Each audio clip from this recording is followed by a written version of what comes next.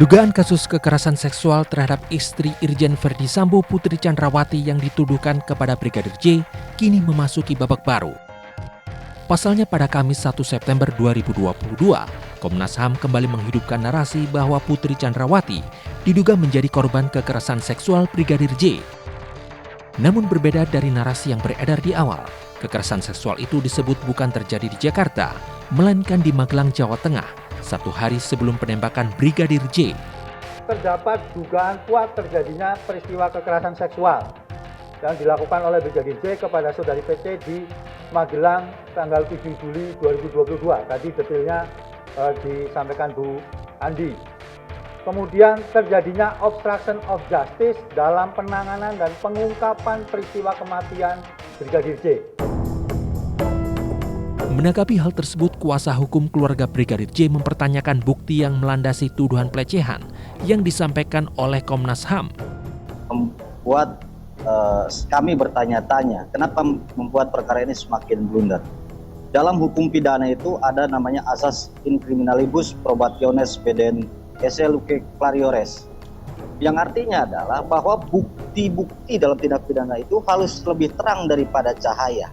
Nah, apakah Komnas HAM dan Komnas Perempuan ini sudah memiliki laboratorium forensik untuk menguji hal tersebut? Atau hanya mengambil berdasarkan keterangan daripada tersangka? Tersangka dalam hal ini yang sudah disangkakan dengan dugaan tindak pidana 340 pembunuhan berencana. Sejalan dengan Komnas HAM, Komnas Perempuan juga menyebutkan bahwa ada kekerasan seksual yang menimpa tersangka Putri Chandrawati. Tindakan tersebut merupakan pemerkosaan di mana terjadi ketika berada di Magelang, Jawa Tengah, Kamis 7 Juli 2022, sehari sebelum kematian Brigadir J.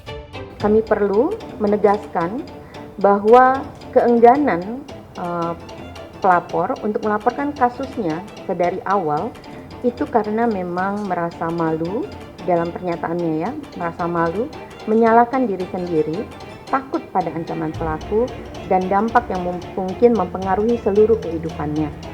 Dalam kasus ini, posisi sebagai istri dari seorang petinggi kepolisian pada usia yang jelang 50 tahun, memiliki anak perempuan maupun rasa takut pada ancaman dan menyalahkan diri sendiri sehingga merasa lebih baik mati, ini disampaikan berkali-kali.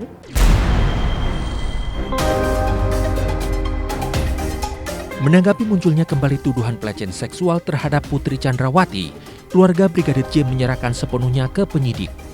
Soal isu pelecehan seksual ya, itu sudah sangat skenario kedua saya rasa. Skenario pertama sudah terbantahkan, dibuka lagi skenario di Magelang. Jadi ini kami serahkan aja lah sama surat sudah kami terima ya, surat pemberhentian penyidikan tentang kasus asusila, bahwasanya itu tidak ada dari tim Bareskrim ya. Minggu-minggu ini muncul lagi itu. Nah, ada apa gitu kan, kita sebagai keluarga bertanya-tanya, ada apa antara PC dengan Komnas HAM Perempuan? Bertentangan dengan Komnas HAM dan Komnas Perempuan, Lembaga Perlindungan Saksi dan Korban LPSK justru meragukan informasi dari tersangka Putri Chandrawati. Wakil Ketua LPSK Edwin Partogi secara gamblang mengungkapkan sejumlah kejanggalan terkait dugaan pelecehan seksual tersebut. Tempat kejadian perkara di Magelang, Jawa Tengah adalah rumah Putri Chandrawati dan Irjen Verdi Sambo. Artinya TKP berada dalam penguasaan Putri Chandrawati, bukan Brigadir J. Umumnya kekerasan seksual terjadi terkait relasi kuasa. Posisi pelaku lebih dominan dibandingkan korban. Sedangkan Brigadir J hanyalah sopir Putri Chandrawati dan anak buah Irjen Verdi Sambo. Lokasi Putri Chandrawati diperkosa Brigadir J di Magelang bukanlah rumah kosong. Sehingga saat peristiwa terjadi, seharusnya Kuat Ma'ruf dan Susi, asisten rumah tangga, mendengarnya. Selain itu, Putri Chandrawati masih menanyakan keberadaan Brigadir J.